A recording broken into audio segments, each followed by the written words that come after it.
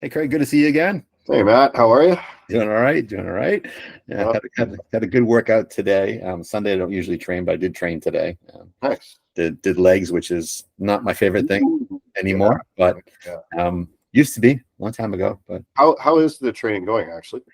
um, it's all right. I have tried squatting, and I do squat time to time, just to because I think it's a good exercise to do for my legs. Yep. Anybody doesn't know why we're talking about this. I did have a bilateral quad rupture almost 2 years ago on July 1st in 2022. I'm still kind of recovering. So getting stronger, getting some tissue back, still some issues.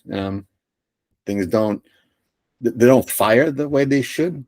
So like today I was doing stiff-legged deadlifts, Yeah. some what do you want to call them, and I keep my knees a little bit bent and my knees would kind of flap back and forth. Ooh. They wouldn't stay where I wanted them to stay. They would just kind of buckle, unbuckle. So those are the kind of things that happen. But I can I can do decent leg extension work now. I can do leg curls are no problem. The weights on the deadlifts are not a problem. It's Right. the flapping knees thing. And I do leg presses with okay weight nowadays. But Nice. yeah, Well, yeah. I mean, it's interesting that you bring that up because like one of the things that I've been through a bunch of injuries as well, and that's changed my perspective on ways to exercise and whatnot. Because I actually find that the training there's actually a lot of nuance in the way that you train, and yeah, I think that it's often overlooked because we have, for example, when people start out in the gym, a lot of people start out for different reasons. Some people start out as athletes. Mhm. Some people start out, because they want to be power lifters or whatever. Basically, I kind of see that there's like three major types of training style that you'll see in the gym. There's the athletes that are training for sort of speed or agility or strength at a given weight. Mhm. Um, With specific movements yeah, usually. exactly. Yeah, usually. And then you'll have power lifters who are training to use every advantage they possibly can to move as much weight as humanly possible. Mhm. Then you have the people that are bodybuilders. Now, bodybuilders, I think, are actually quite a large portion of the gym population. Mhm. Most people are not athletes or power lifters. Right. Um, and so I would argue that most of them are there. There are some people that are there for general health, yes, but I think most people that are in the gym generally want to look good. Yeah. Yeah. If Yeah. they want to look good, then by extension, that kind of makes them like a lighter version of bodybuilders.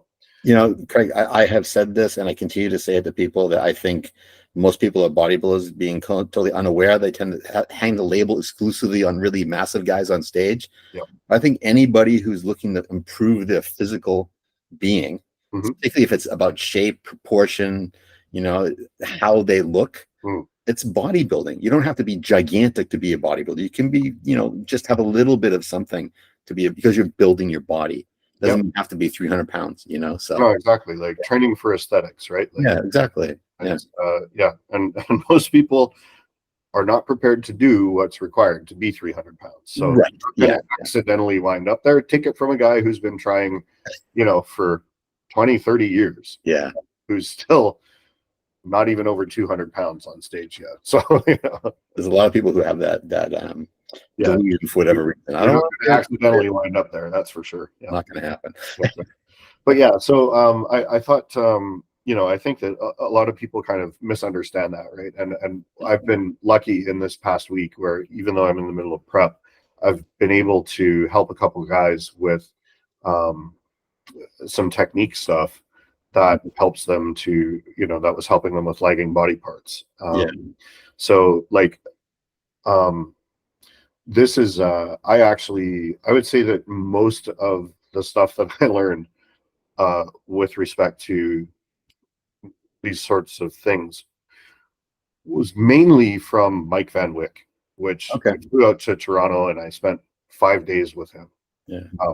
Like training with him. That was fairly recent too, right? I remember. Yeah, it was. And that was in response to the injuries that I got. So yeah, because I knew that, so the backstory to that is This was before, once again, me and my great sense of who's going to be amazing on social media and stuff.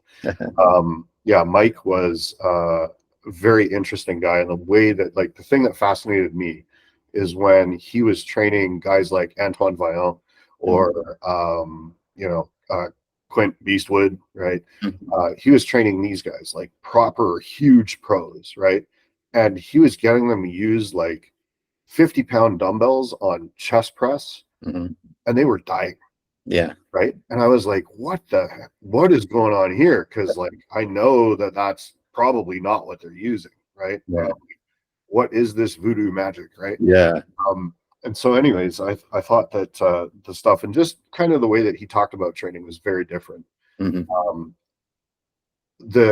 I would say that him and then Joe Bennett, the hypertrophy coach, like they probably put out what I think is the best information. But it's quite interesting because they actually they often are saying similar things but differently.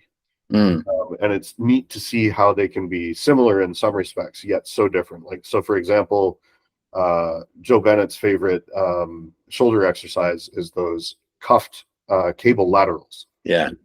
Because, great bracing, great alignment, everything works really well. And I love those I love that exercise. I've been doing it since I saw him.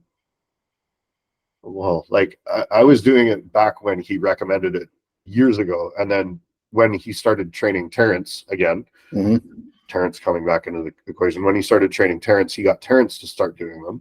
And Terrence got great results from it. So I was like, there we go. Proof of concept there. Yeah. It might not be visible on me, but it's visible on Terrence. So you can see that it's working, right? So, but yeah, so looking at that, so he's very passionate about that. Whereas Mike Van Wyck hates it. Like, why does everyone do cuffed cable laterals, right? Like, because of course it was made popular by Joe Bennett. But Mike argues that you can do the same thing with dumbbells, but it's just you have to control your body and make sure that you don't have tension running through the parts that you don't want tension running through. And that's like, I would say that that's probably, if I were to summarize or put my finger on the one thing that's different between training for bodybuilding versus training for strength, is that in bodybuilding, ideally you want to put all of the emphasis on the muscle that you're trying to train, even if it's a compound movement.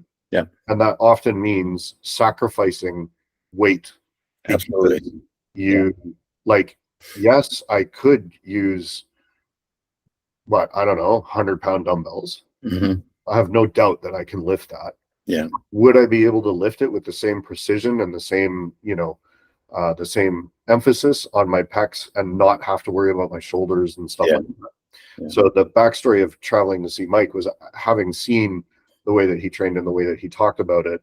I had just recovered from my rotator cuff surgery. And I thought that this was like, if there was any time that I was going to completely change my training style, now was the right time to do it. Yeah. So that was the inspiration. And then went over there, and it was super cool because my cousin met me from Halifax, and now we train together, and now he's an IFBB pro and all this stuff. So that's fantastic. Yeah. I think the nuance is really different. So I'm pretty sure that you had to make some pretty radical changes to your training with the quad stuff. Like what are some of the things or some of the cues that you're looking at now with the quad training? To be fair, I probably train the same way, just with more caution, obviously, because I don't want to re-injure. But I think since the beginning years of my training, I think I've been naturally pretty good, like mind-muscle connection. I hate to use that phrase because it's so cliche now, but it's real. I mean, it is real. You connect well. I've always had a pretty good, I click in pretty good what the muscle I'm working. I always have been able to, like, in my mind, find the fibers that are working, right, and see them working. The way I've told people, and I taught my wife to train this way, and she's had great results, and other people too, is like, I tell people to forget about, like, for example, if you're doing a cable row, and a cable is an easy thing to imagine, people a cable row machine, forget about that bar you're holding on to and trying to pull. Because the inexperienced person, or even with moderate experience, will sit down that machine, grab the handles, And their point to being there is to grab that thing and pull it close to their abdomen and then repeat that over and over again. Yeah. And when you're thinking about your mission is to move that and articulate that piece of machinery, your body will accommodate that however it can. Mm-hmm. And it will naturally do it in the most low effort way possible, which means, you're moving a lot of upper body, all these other things come into play without realizing it. And if people feel something in their back, they feel that's good enough. Mm-hmm.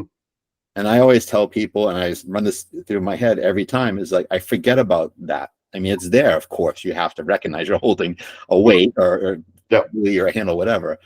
But I'm there because I want to shorten my lats, which are going to pull on the bones, which are going to retract my hands. And that's what's happening in my head. I'm not really thinking about the weight, how much weight's on there, whatever. Again, cliche, but I always tell people it's like, it's not, your body has no idea how much weight is in your hand or on the rack. It doesn't know. It's just how much load are you putting on it. And you can run that weight up and have lower load in your body if you're doing other things to accommodate moving that weight, using leverage, mechanical advantage of your body to move that weight. And that is natural for people to do. And it's very, very hard to unlearn, I think.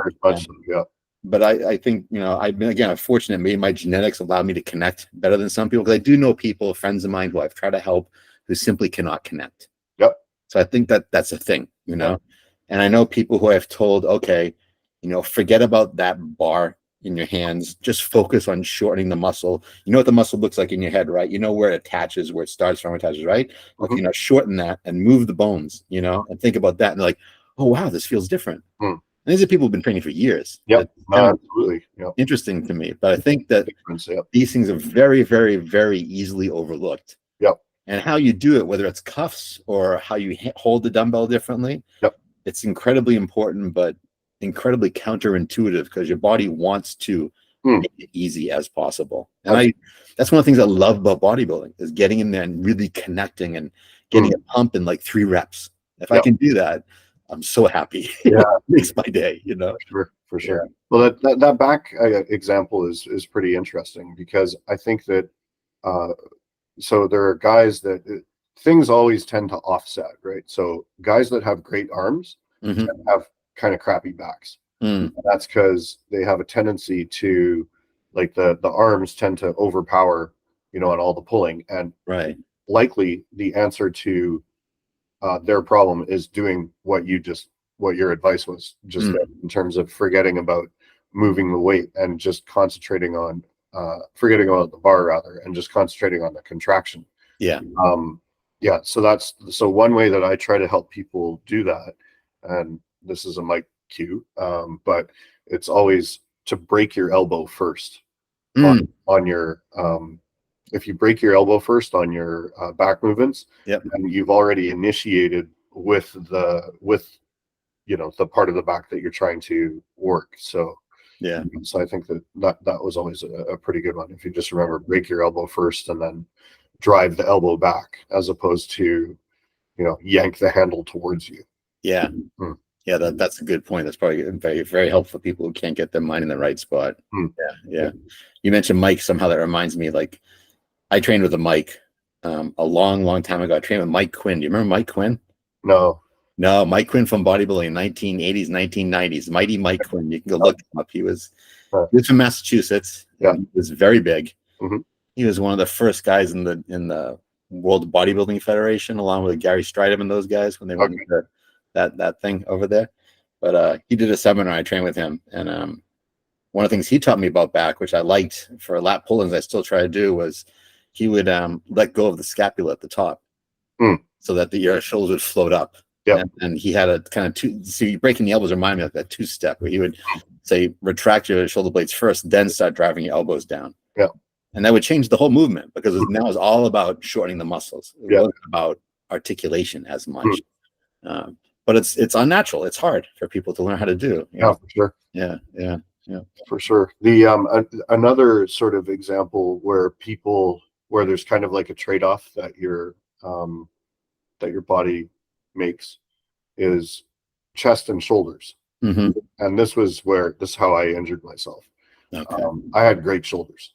And that was because every time I pressed, most of the load was going into the shoulders and not into my chest. Yeah. And that was all because of technique. Yeah. Because I had come from, you know, like, it was a martial arts background, and like, we did a lot of push-ups.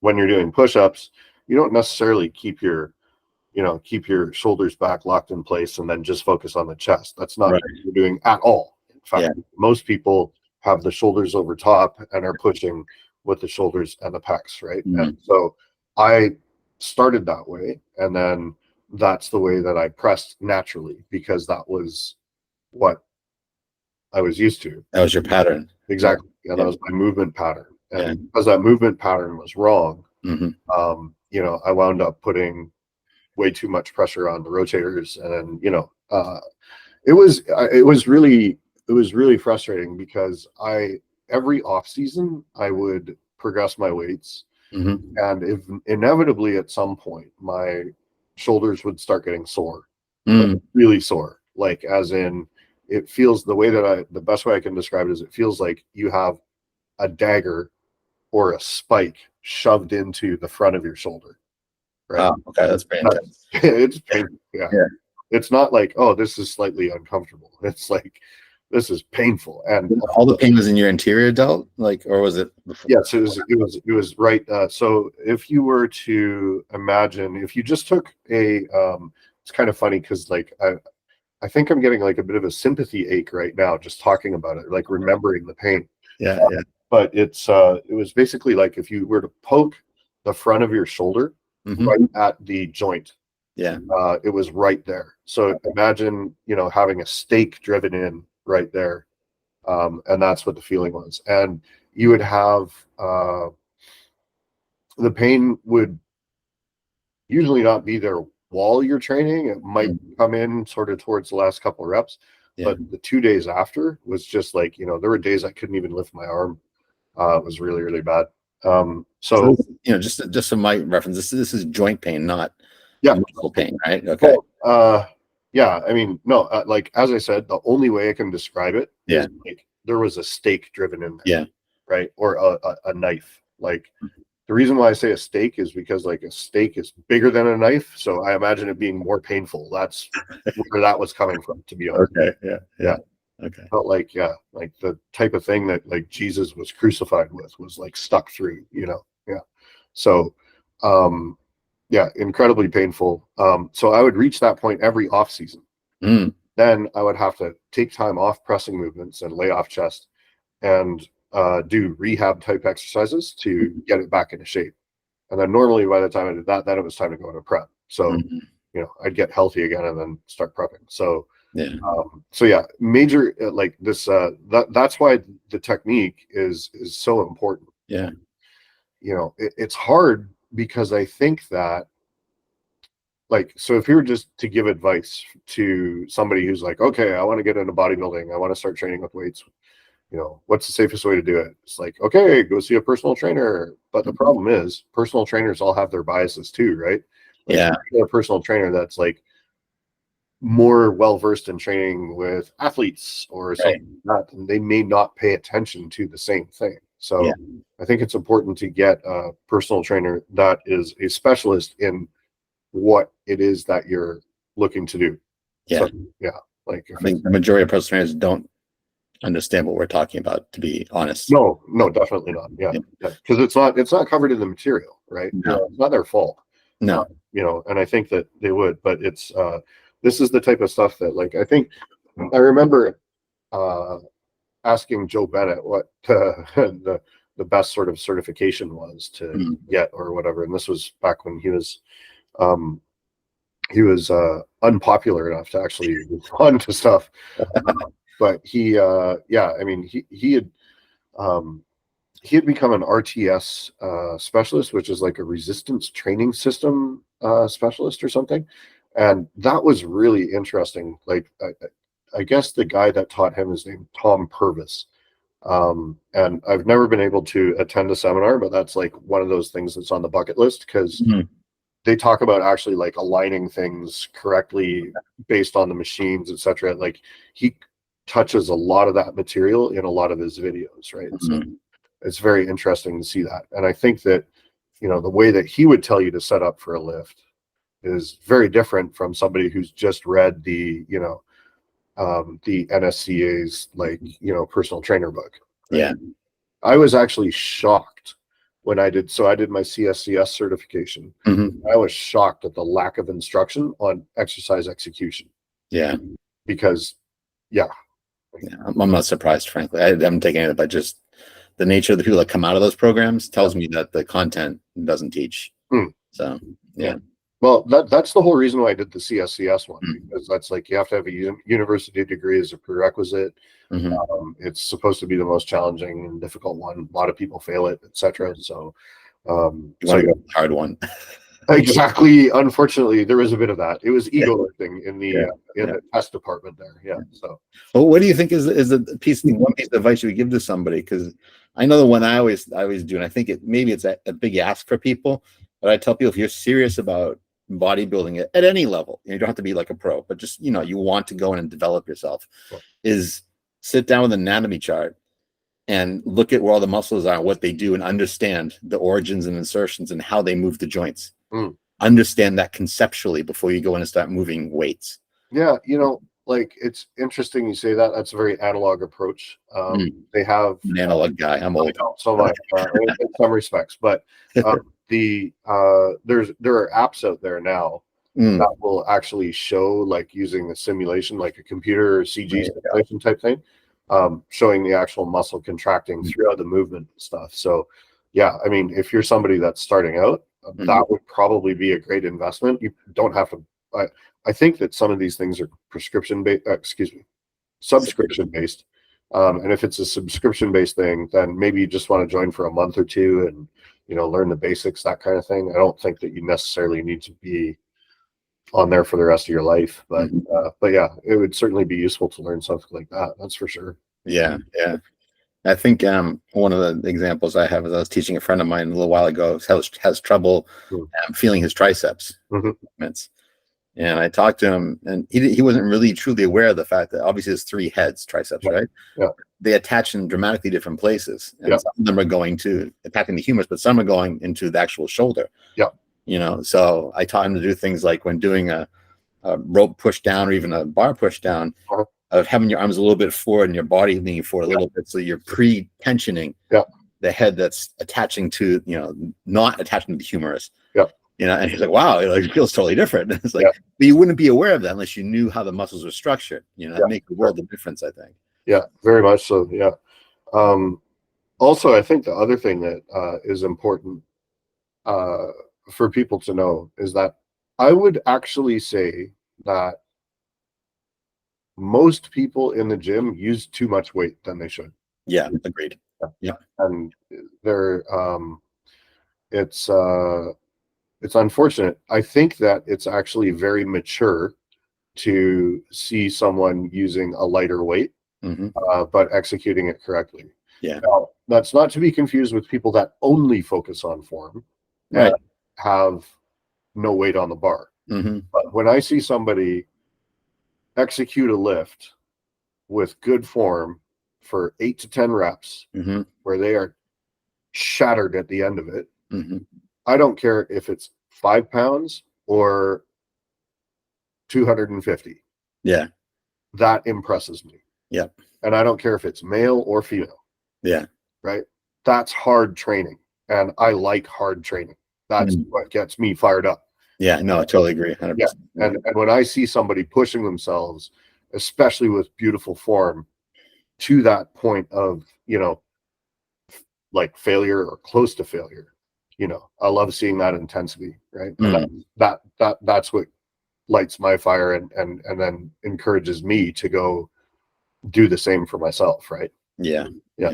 Almost especially if it's like, and so like speaking from an experienced like bodybuilder's perspective, when I see people that are not bodybuilders training like that, it's far more inspiring to me than seeing a bodybuilder doing it, because of course we do. Yeah. To see somebody pushing themselves hard, right? And they're starting out like, you know, that's just like, all right, as the sort of, I don't know, senpai in this, Yeah. senpai meaning like senior person, right? As the sort of, you know, elder, right? Now I have to step up and Yeah. I have to execute with at least that good form and at least that good intensity. Yeah. Yeah. That's the way that I feel. So it's like, it's, yeah. No, It's you're absolutely right. to see people doing that. Yeah. I don't see many people doing that, unfortunately, but when they do see it, I do appreciate it. Kind of, you know, there's a thumbs up, at least mentally, if not physically. Oh, for sure. I think there's when I think about, like you said, like about using too much weight, or there's two things always come to my head, two paraphrase sayings. One was Dante Trudel talking about when you're working hard and you're doing it right, you make 100 pounds feel like 500 pounds. Yes. You said that a little bit earlier, but that's really something, and it's not as lightweight. I don't mean, that's not a pun, but it's not as lightweight as it sounds like. It really takes work to put yourself at a mechanical disadvantage to target specifically the muscles you want to target. It's not easy, but once you find that, you crack that nut, you can really maybe achieve higher development that you haven't had available to you. No, absolutely. I mean, I'm case in point of that, in that, you know, I've been training for 30 years almost. Well, no, 18. So 30 years. Been training for 30 years, been competing for almost 10. You know, and like literally my chest has come up in the last 2 years more than it ever has. And that's because I tore my rotator cuff. You had to. I had to change. Carefully. Yeah. So, you know, were I a little less stubborn, I guess, perhaps I could have figured that out earlier, or if I had reached out for help. And I think that was probably the error that I made. Is training is not something that you can learn out of a textbook. You can read all that you want, you can watch YouTube videos, but there's a big difference between actually learning from someone and having them correct you real time, or like having specific sort of instructions for you. One of the things that I like to do for my clients is they send me training videos, like their top sets, and then I'll provide feedback on the technique and intensity, things like that.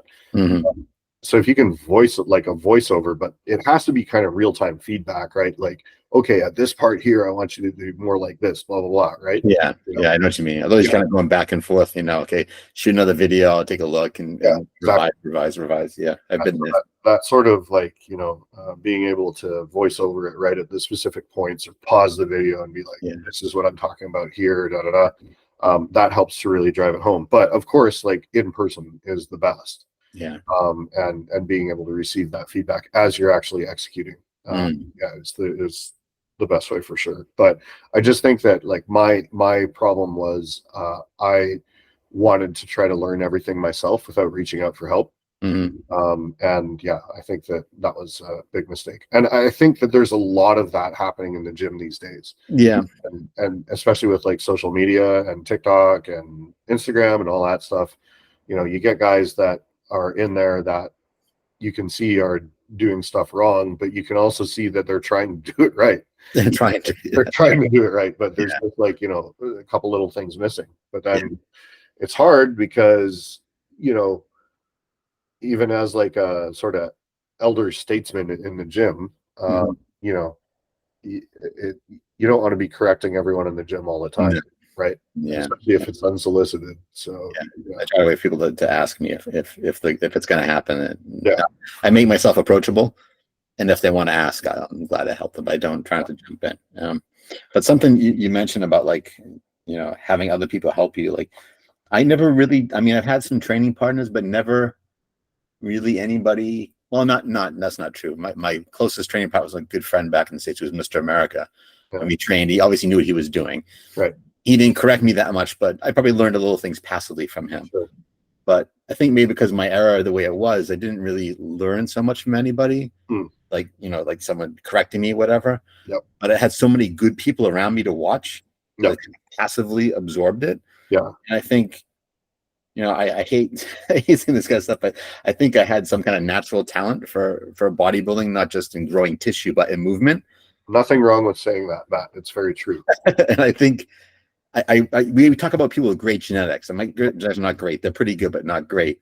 But look at great people like Flex Wheeler, for example. And people say, oh, he didn't lift heavy. Yeah. How much of that, his great physique, not just came from his ability to grow big round muscles, but maybe every single rep of every single set, he was perfectly connected to what he was doing without trying. It just happened. Especially given the shape that that man had. Yeah. Everything. Like, how much of it was that, though? You know, we'll never know. Because we can't get inside his head while he's training. Yeah. You know, but I think there's something to be said for that. Oh, absolutely. Well, and then there's like, for example, like not even flex, but like Jay Cutler was like, apparently he prepped for Olympia, not using anything heavier than 100-pound dumbbells on. Yeah, I've heard that too. Yeah, yeah. Jay.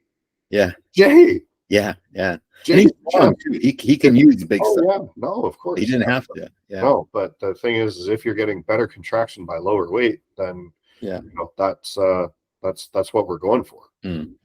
Like you said, nobody should confuse what we're saying with go super light and just just go through the motions. That's not the case. I mean, if you do it right with a lighter weight, you'll still be completely burnt, completely spent when you finish, even though it's a light quote unquote weight, because it's you've done the work you needed to do optimally. Yeah. It wasn't about the weight in your hand or on that bar. Like it was, how much work you performed. Yeah. Yeah. And that how much work that specific muscle performed, right? Yeah, exactly. Yeah. Yes, you can lift heavier weights, but you're pulling in all the stabilizers and all the support muscles, etc. Right. So yeah, if you can avoid activating those things, then by definition, you're going to be using a lighter weight, right? So yeah. What else do you think is something that people probably make a mistake on? We talked about back. That's kind of an obvious one. Or chest. You're not sticking the chest out enough. Yeah. So what else do you think that people make a mistake on? Dropping in the hole or dropping like leg presses or dropping into the hole. That's like the one that I see the most, right? Like people, you have to accentuate so, okay. Sorry, I got another one I want to add. This is going to be a 2-for-1 here. Okay. But yeah, so most people drop on leg presses or take the tension off instead of controlling the negative. A controlled negative is always going to be much better. And then the bigger mistake that most people do, and I would say this applies to, when I say most people, I mean 95% of the people in the gym do not do this. And that's if you pause at the bottom of the movement. When you don't pause, you are allowing the elasticity of your muscles to help you move extra weight, as opposed to actually driving with the muscular contraction. So, for example, on a leg press, if you lower it down, pause, and then press, I guarantee you're not going to have to use every plate in the gym. Yeah, especially if you lower it to depth, right? Yeah. I don't mean you, because I'm not talking about you specifically, Matt. Yeah. I'm not trying to make fun of your legs. Yeah, that was a horrifying accident. But I think that most people have a tendency to not go deep enough on that, to drop the weight as opposed to control it. So if you do like a 4-second negative, stop, and then drive up, and then not lock out, and let the leg not lock out. That's important too. Yeah, I tell you, you're going to be cooked. Yep. Like, yeah, you'll be crying very quickly. But nobody wants to do that. Everyone wants to do the top quarter of the range of motion. They want to lock out at the top so they can catch breaths because they're training so hard. Yeah. And of course, when they go down, as soon as they go down, they pop back up, which is called elasticity of your muscles. And that's a recipe to not have any development. And you're inviting tendon damage to connective tissue damage, I think, as well. Yeah. I mean, like you suggested, and totally, it's fine. Like I don't go deep on squats now because I rupture both. Oh, you can't, right? So I can't either because my knee is acting up right now. So yes, you get problems too. Only but partial wrong. Yeah. When I was younger, when I was 19, and I think I mentioned to you before, I took second place to Donald DeMeo, Paul DeMeo's younger brother, who had the same legs and same arms and everything, just slightly smaller. Oh, wow. And I was miffed, and I said, I'm not going to lose again because of my legs. So I went up to the gym where Paul trains, and I learned, how to squat properly. And I brought that back. And what I did for a year and a half was squats with 2x4 under my heels, my feet inside my shoulders, And I dropped all the way down Mhm. and touched my hamstrings to my calves. Yep. Had that, and then I came back up. Yep. And I did that 12 sets every time for legs, 6 sets up, 6 sets down, pyramid. And I had 31, 32-inch quads at 19 years old, 20 years old because of that. And I'm convinced all of that made a difference. Heels elevated, put all the work. Puts everything on the quads. Not in the hips or anything. Yep. My hips couldn't help me. Had to be all that muscle. Yep. And by dropping all the way down like that, touching, feeling contact, then coming back up. Don't say drop. Yeah. Controlled negative. Yeah. Well, yeah, true. Yeah. Dramatic, Yeah, I lowered myself into that hole, made contact, felt it, and then came back up. And I was like a machine, like a piston, just up, down, down. And that made my legs grow. And I think that had all the elements we're talking about right now. Absolutely. That's how you do it, I could have got rid of the block and widened my stance and put another 20 kilo on each side of that bar. I already had 6, 7 plates. That was enough. But if I just wanted to move weight, I could have done that. But I used a little bit less weight, focused on what am I doing, keeping the tension on there, and working the muscles that I wanted to grow. Yeah. Not just how much could I squat. Yeah. I use that pause in the hole. I use that on like pressing movements as well. So like press. Yeah.